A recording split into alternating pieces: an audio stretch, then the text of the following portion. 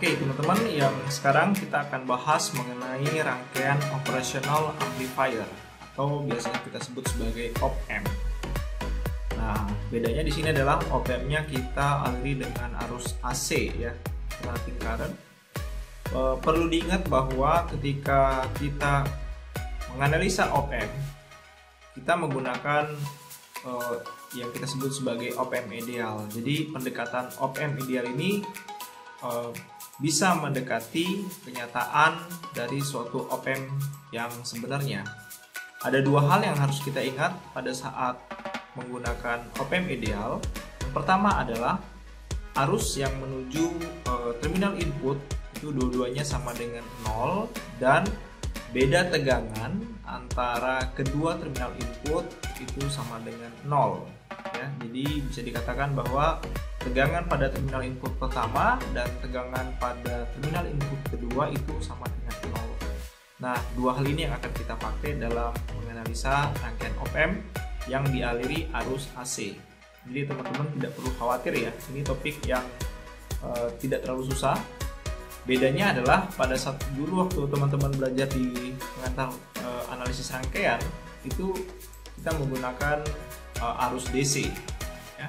Pada arus AC bedanya adalah semua komponen harus kita hitung impedansinya, dan impedansi ini dinyatakan dalam bilangan kompleks, nanti dalam bentuk domain waktu atau domain fase. Selamat belajar. Ya, kita akan membahas mengenai rangkaian op-amp. Nah, di sini saya ingatkan terlebih dahulu bahwa saat kita menganalisa suatu op-amp, maka kita menggunakan asumsi op-amp ideal, ya, pendekatan op-amp ideal. Ada dua syarat pada op-amp ideal. Yang pertama, arus pada terminal input adalah 0. Jadi, ini yang disebut sebagai terminal input ya. Nah, ini I-nya sama dengan 0, yang ini I-nya sama dengan 0. Tidak ada arus di sini. Kemudian yang kedua, beda tegangan antara kedua input terminal adalah 0. Jadi kalau bisa dilihat di sini ya, ini tegangan 1 saya sebut namanya V1, kemudian tegangan 2 namanya V2. Nah, maka beda tegangan ya, saya tulis di sini namanya adalah VD. Ya, jadi VD itu sama dengan V1 minus V2 ya, ini sama dengan nilainya 0. Nah, berarti di sini kesimpulan kita V1 sama dengan V2. Oke. Ini adalah dua hal yang harus kita gunakan dalam menganalisa op-amp. Oke, biar lebih jelas mari kita kerjakan contoh soal ya. Nah, ini adalah contoh soal yang diambil dari buku Fundamental of Electric Circuit dari Alexander and Sadiku, edisi kelima. Di sini kita diminta untuk mencari ya V0 ya. Jadi berapakah V0 fungsi T? V0 ini berarti yang ini ya, teman-teman. Ini dia ya. V0 fungsi T jika ya di sini jika A VS-nya ini saya langsung aja. Jika VS artinya V sumber ya, yang ini sama dengan 3 cos 1000 T volt. Oke, ini dia ya. Oke, mari kita langsung mengerjakan. Ini solusinya di sini ya. Oke, ini sambil menggambar, teman-teman silakan ini dipindahkan ya. Rangkaian ini kita pindahkan ke bawah. Nah, ini ya, sebentar saya pindahkan dulu biar enak. Kita pindahkan ke bawah. Nah, ini dia. Saya pindahkan ke sini ya, biar kita bisa enak coret-coretnya. Nah, kita mulai melakukan analisa, teman-teman. Jadi, analisa yang pertama adalah kita lihat di sini ada sumber tegangan ya. Maka di sini akan ada arus ya ke sini. Oke. Nah, kemudian kita bagi ya, misalkan menjadi arus yang ke sini. Kemudian ada arus yang ke bawah ya. Kemudian ada arus yang ke atas. Oke, seperti ini ya. Kemudian di sini juga sama, ada arus yang ke sini. Nah, karena ini adalah input ya. Kan di sini harusnya harus sama dengan 0, maka harusnya akan bergerak ke sini. Nah, gitu dulu ya. Oke, kemudian langkah selanjutnya adalah kita transformasikan dulu ya. Transformasikan elemen ya.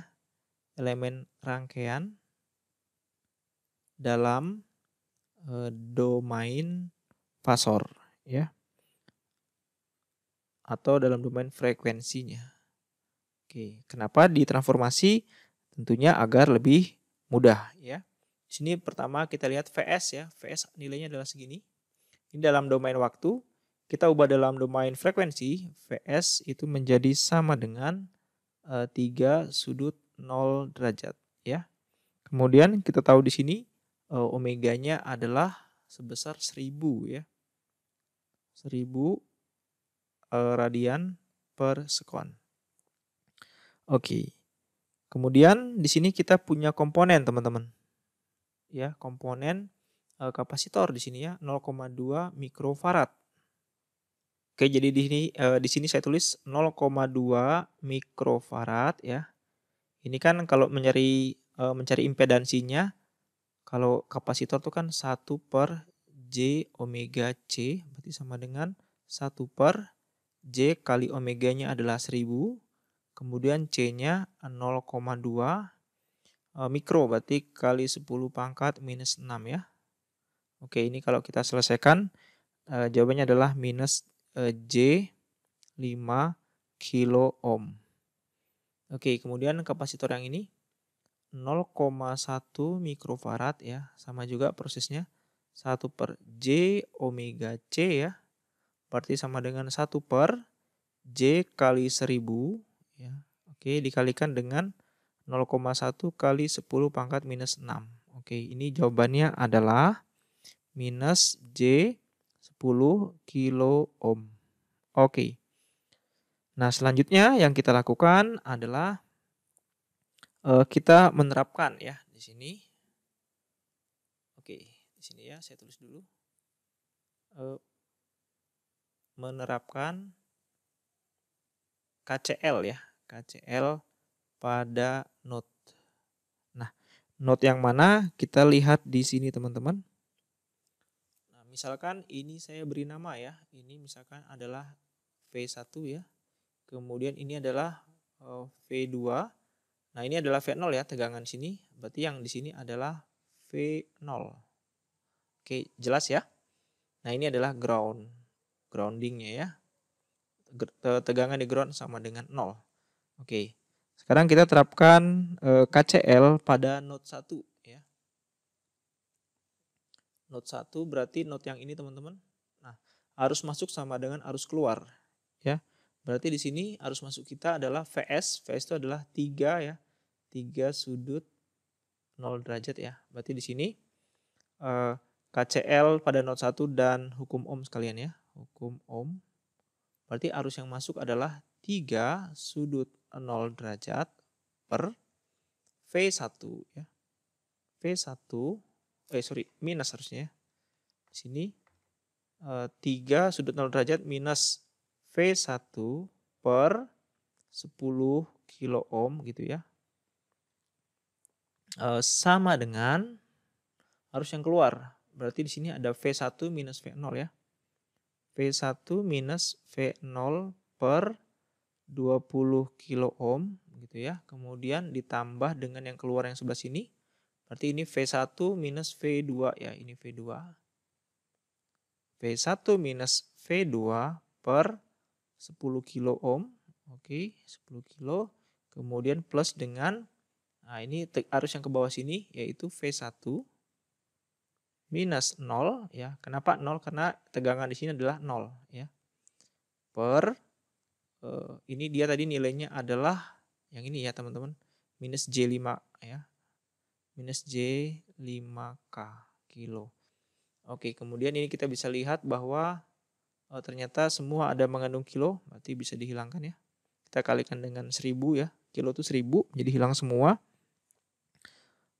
Oke, maka ini bisa kita tulis menjadi ya Oke, sebentar dulu sebelum saya tulis. Nah, di sini teman-teman lihat bahwa dari gambar kita ini ya, V2 itu kan sama dengan ini ya, tegangan yang di sini sama dengan tegangan yang di sini, ya. Jadi kemudian tegangan yang ini misalnya saya sebut sebagai VA ya. V2 sama dengan VA, nah VA-nya sama dengan 0. Berarti di sini kita bisa menyatakan bahwa V2-nya sama dengan 0 ya. Ini kita tulis sama dengan 0, maka ini menjadi 3 sudut 0 derajat minus V1 per 10 ya, sama dengan V1 minus V0 per 20 ya, plus V1 per 10 plus V1 per minus J5. Oke, ini kita sudah dapat. Nah, ini harus kita sederhanakan teman-teman. Kita sederhanakan ya, disamakan penyebutnya. Silakan teman-teman mengerjakan ini ya. Ini aljabar biasa aja, silakan dikalikan.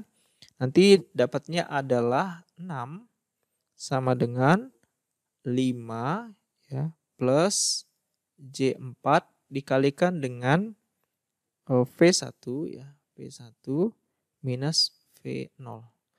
Oke, ini dia kita sebut sebagai persamaan 1 teman-teman di sini ya. Persamaan 1 saya kotakkan dulu. Nah, saya mengingatkan saja bahwa pada saat kita bekerja pada rangkaian AC, maka besaran-besaran seperti tegangan seperti ini ya, kemudian arus itu semua dalam bentuk fasor ya, harusnya ini cetak tebal bentuknya ya. Cuman karena biar nggak repot, ini saya tulis biasa saja, padahal ini adalah fasor. Oke teman-teman, kita sudah dapat persamaan pertama, kemudian kita lihat lagi ya teman-teman pada rangkaian ini. Oke, ini saya pindahkan ke bawah dulu ya, biar lebih enak kita melakukan analisisnya. Oke, kita pindahkan ke bawah di sini. Nah, ini dia. Taruh di sini. Oke. Nah, langkah selanjutnya adalah kita melakukan terapkan. Kita analisa ya dengan menerapkan sama juga ya, menerapkan KCL ya di node yang kedua. Oke. Ngomong-ngomong kenapa ya kita harus menerapkan KCL di node 2? Karena di sini kita bisa lihat ada dua variabel yang kita tidak tahu ya, yaitu V1 dan V2. Nah, makanya minimal kita butuh ada dua persamaan. Oke, nah kita lihat ini di node 2 berarti di sini teman-teman ya. Oke, ini coba saya hapus dulu ya biar lebih enak kelihatannya. Nah, ini dia. Oke, ini adalah node 2 di sini ya teman-teman. Ini ya, V2. Nah, di sini kita bisa lihat arus yang masuk sama dengan arus yang keluar. Ya, berarti di sini arus yang masuk adalah V1 minus V2 ya. V2-nya kan sama dengan 0, berarti ini minus 0 gitu ya, per 10 kilo ohm ya, sama dengan arus yang keluar. Yang keluar adalah V2 minus V0 per 0,1 mikrofarad. Nah, 0,1 mikrofarad ini impedansinya kita lihat adalah minus J10K ya. Minus J10K. Oke. Berarti di sini kita tulis minus J10K. Sorry teman-teman ya, ini saat merekaman ini bukan di studio, jadi ayam tetangga kukuruyuk. Gak apa-apa ya, jadi selingan aja. Nah, ini kita lihat bahwa kita bisa tulis ya, V1 per 10 sama dengan V2 minus V0 per minus J10. Oke. Ingat juga di sini bahwa V2 nilainya 0 ya, berarti ini V1 per 10 sama dengan minus V0 per minus J10. Maka ini bisa kita tulis lebih sederhana, V1 sama dengan minus JV0. Dan V-nya adalah merupakan fasor ya. Oke, ini dia bentuknya. Kita tulis ini sebagai persamaan 2 teman-teman. Nah, ini saya kotakkan dulu ya, biar dia nggak lari. Nah, udah. Selanjutnya apa yang kita lakukan? Nah, kita melakukan substitusi teman-teman. Karena kita punya dua persamaan ya. Nah, ini persamaan 1 yang ini. Saya bawa ke bawah dulu ya, biar enak kelihatannya. Oke, nah ini dia. Nah, kita lakukan substitusi ya. Ini langkah keberapa ini? Ketiga, berarti langkah keempat ya. Langkah keempat, substitusi ya. Persamaan 1 dan 2. Oke. Nah, jadi di sini saya tulis ini didapat ya. Bahwa tinggal masukkan aja. Ini persamaan 1-nya seperti ini ya. 6 plus sama dengan ya. 6 sama dengan 5 plus J4 dikalikan dengan V1. V1-nya kita ganti ini. Minus JV0 ya. Minus V0. Oke. Nah ini kita selesaikan, berarti ini kalikan ke dalam ya teman-teman. Maka kita dapatkan 6 sama dengan 3 minus J5 ya dikalikan dengan V0 ya. Maka di sini V0 bisa kita tulis sama dengan 6 per 3 minus J5 ya. Ini kalau diubah ke dalam ini kan rektangular ya. Kita ubah dalam bentuk fasor, silakan teman-teman kerjakan. Ini akan didapatkan hasil 1,029 sudut 59,04 derajat. Oke. Ini dalam bentuk fasor. Nah, ubah V0 ya. Yang kelima kita ubah V0 dalam domain waktu ya.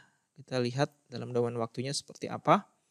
Maka ini silakan teman-teman cari V0T-nya itu hasilnya sama dengan 1,029, ini adalah besarnya, cos ya, cos omeganya adalah 1000, T plus sudutnya ini ya 59,04 derajat. Oke, ini dia hasilnya. Nah itu tadi teman-teman tentang rangkaian op-amp, semoga bisa dipahami. Sampai ketemu lagi di video yang lain, bye.